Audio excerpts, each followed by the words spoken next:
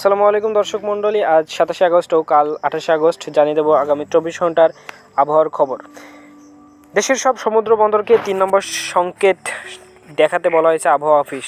45 থেকে 60 কিলোমিটার বেগে বৃষ্টি, বজ্রবৃষ্টি সহ ঝড়ো হাওয়া বয়ে যেতে পারে দেশের 6টি জেলায়। মঙ্গলবার 27 আগস্ট সকালে এই তথ্য জানিয়েছে আবহাওয়া অধিদপ্তর।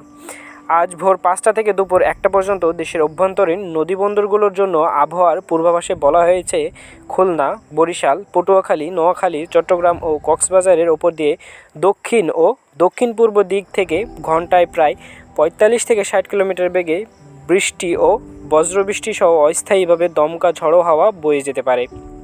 এসব এলাকার নদীবন্দরগুলোকে 1 নম্বর সংকেত দেখাতে বলা হয়েছে। এর আগে সোমবার 26 আগস্ট এক আবহাওয়া সতর্কতায় জানানো হয়েছে উত্তর পশ্চিম বঙ্গোপসাগর ও সংলগ্ন বাংলাদেশের দক্ষিণাঞ্চলে অবস্থানরত লঘুচাপটি ঘনীভূত হয়ে গাঙ্গের পশ্চিমবঙ্গ ও সংলগ্ন এলাকার সুস্পষ্ট লঘুচাপে পরিণত হয়েছে।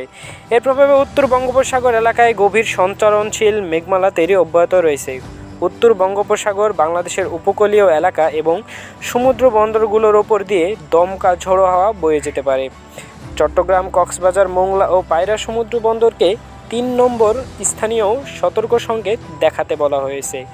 একই সঙ্গে উত্তর বঙ্গোপসাগরে অবস্থানরত মাছ ধরার নৌকা ও ট্রলারগুলোকে পরবর্তী নির্দেশ না দেওয়া পর্যন্ত উপকূলের কাছাকাছি থেকে চলাচল করতে বলা হয়েছে।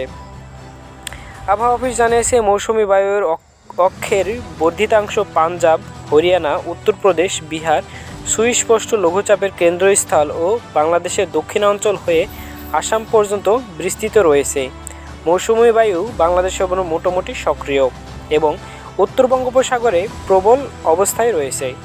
সোমবার সন্ধ্যা 6টা থেকে 24 ঘন্টার আবহাওয়া পূর্বাভাসে বলা হয়েছে ঢাকা, রাজশাহী, খুলনা, বরিশাল ও চট্টগ্রাম বিভাগের অনেক জায়গায় এবং রংপুর, ময়মনসিংহ ও সিলেট বিভাগের কিছু কিছু জায়গায় অস্থায়ীভাবে দমকা ঝড়ো হাওয়া সহ হালকা থেকে মাঝারি ধরনের বৃষ্টি সহ বজ্রবৃষ্টি হতে পারে।